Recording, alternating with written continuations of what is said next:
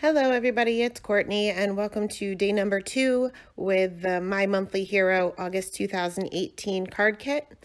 Today I am creating a long card here. So I have my card base, which is cut down to 8.5 by 4, and then I have a piece of Nina Solar White there that is cut down to 3 by 7.5, and then I have another scrap piece of Nina Solar White off to the side. And I will also be using a piece of Eclipse masking paper. This part is totally optional. I just basically mask out my images as I go for placement purposes only. It helps me get a better idea when I'm actually doing my coloring. So I'm basically using all of the images, all of the coffee cup images in the stamp set. And I'll be stamping with Intense Black ink by Simon Says Stamp because I will be Copic coloring all of my images. Now, some of these images I am going to be stamping on all 3 and others just on that main panel there. Here I'm just creating a pencil line here just as a guide so that all of my images will be lined up. I ended up realizing that I drew that a little bit too high, so I ended up stamping below it anyway. I'm starting with my middle image there, which will eventually be popped up, so I do want to go ahead and mask that out. And I also stamped that on my scrap piece of the Nina Solar White off to the side because that's going to be the one that I actually color and pop that up once everything is done. Next, I'll go on to my 2 images on either side of those. And I did mask these out as well. I wasn't thinking when I was first stamping, but I did go ahead and stamp those on the masking paper and fussy cut those. Now, you really only have to cut one side of your mask. Because you're not doing any kind of ink blending here, you really can get away with a really pretty messy, fussy cutting job here. Next, I will go in with the final 2 images on either end of my card panel. And again, these will eventually be popped up. So I'm also going to stamp those onto my scrap piece of Nina over there. I didn't end up using that mask, so just ignore that part. But for this coffee cup off to the right, there's a lid that goes on that one. So I'm just stamping that on my scrap there that I'll be die cutting later. I didn't stamp that on my main panel. And there's also this little pile of whipped cream that I will be adding to my middle cup. So I did stamp that so I can do a little bit of coloring on that as well. Next, I removed my masks and I will be starting with the Copic coloring on the pieces that I will be die cutting. So this first cup, this will look familiar if you saw yesterday's video. I'm using the same color combination, starting off with my W7, mapping out my very darkest areas. I'm just basically putting a straight line on either side of this cup and underneath where my lid will be. Then going in with my W5 and flicking that out a little bit from either side, moving on to my W3, doing that same thing, leaving a pretty generous highlight in the center for my W1. All of these images are round, so you want to make sure that your highlight is in the center. Because some of these are popped up, I'm not worried about where a shadow would be where, you know, one cup is laying over another. I'm not worried about any of the cast shadows at all. The lid, I'm also coloring the same way as I did yesterday with my cool grays, C5, C3, and C1. Then I will move on to this latte cup, which is, no, I lied. First I did the whipped cream. And I'm just using my W3 and W1 just to add a little bit of dimension. And then I will go with my colorless blender and go quickly over the entire thing so that it blends out. Now we'll move on to this latte cup.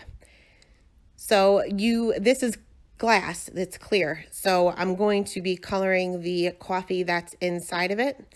Starting off with my lightest color, covering up the entire thing, and my plan was to leave that highlight off to the right hand side or the reflection. I ended up covering over it, but I will go back in with my gel pen later.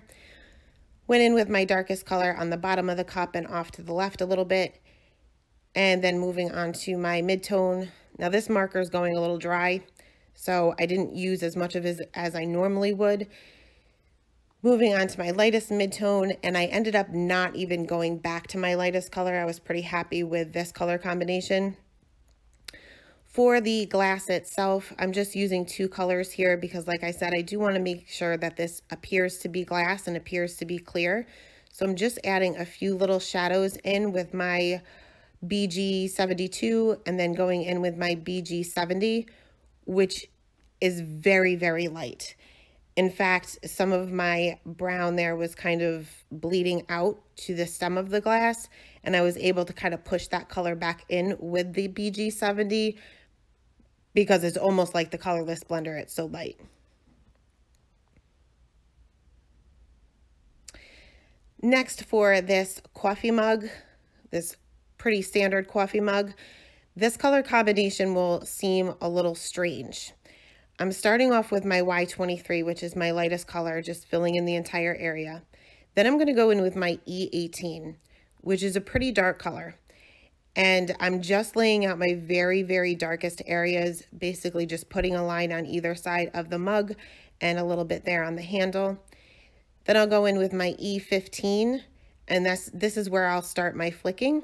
I'm not going out very far because I don't want this mug to be brown. I want it to be more of a golden brown, and I don't have any markers that color. So I'm going to create it myself. When I go in with my Y26, I'm going over the entire thing rather than starting off where I left off with the last flicks.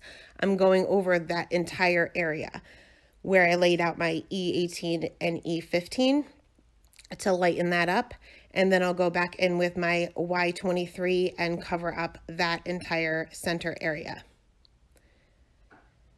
Now for the coffee inside this little mug, I'm just putting my E59 on either side, blend that with my E57, and then put my E55 just in the center.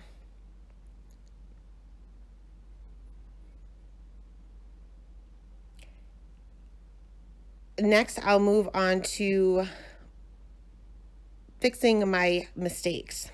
I went out of the lines quite a bit, so I'm just taking my colorless blender, fixing up those areas, and I will also take my white gel pen and add that reflection back into that glass and kind of fix up that little area where that was bleeding out of my image a little bit.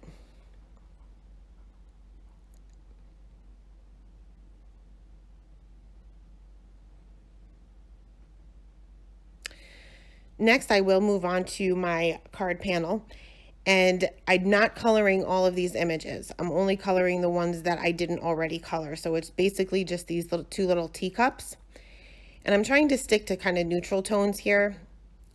So I'm going in with my YG90 markers. These are a pretty dark green, going over the entire thing with my lightest color, and then going in with my darkest color, the YG99. Flicking that out from either side, a little bit on that handle, and don't forget about the back part of the mug, behind where the coffee is. Just adding a little bit of shadows on either side there.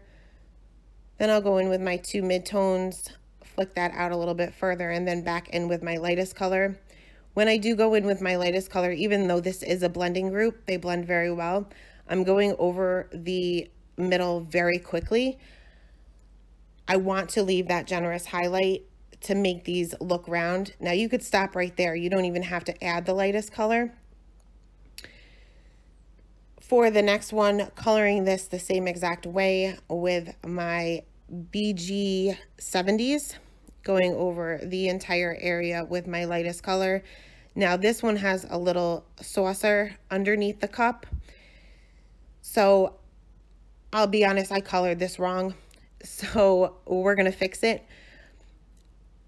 For my shadows on the saucer itself, it would be underneath where the coffee or the tea cup is, but then also coming from behind the teacup.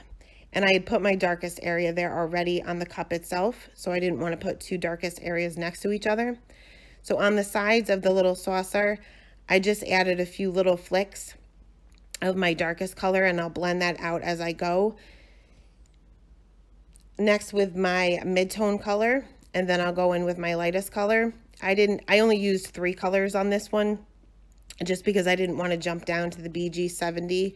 It was just a little bit too light.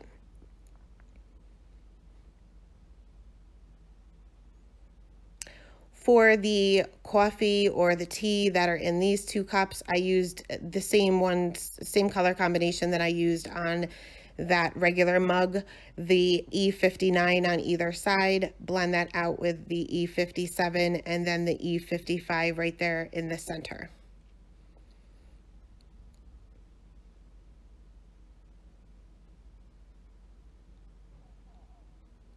Once all of my coloring was done, the scrap piece of Neenah that we were using, I did go ahead and use the coordinating dies that are part of the kit and cut out all of those images.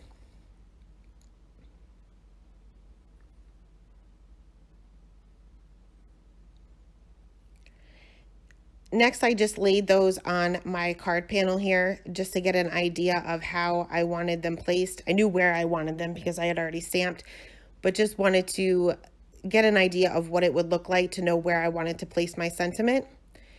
So there's so many sentiments in this set. So I chose one that was kind of longer because I wanted that to go underneath all of these coffee mugs. And I'm using Cup of Joe ink by Hero Arts to go ahead and stamp that underneath.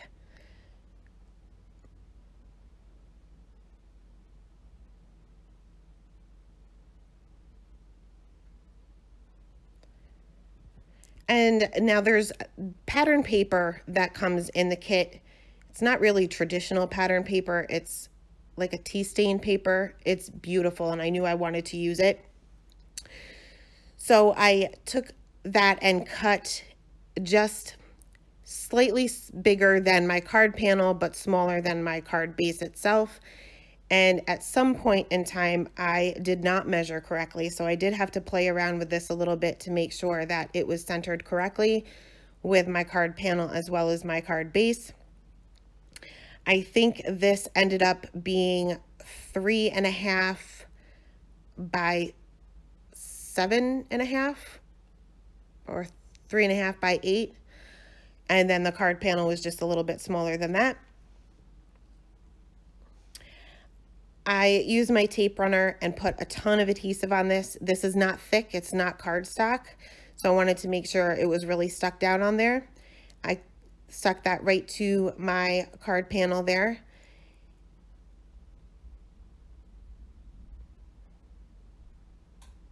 And then I was going to pop up my main panel, but I decided to adhere that flat down. First, I did take my foam tape and pop each one of my images up. If for like the little lid on this coffee mug here, I just use my Tombow Mono multi-glue because that would be flat against the cup and not the card panel itself.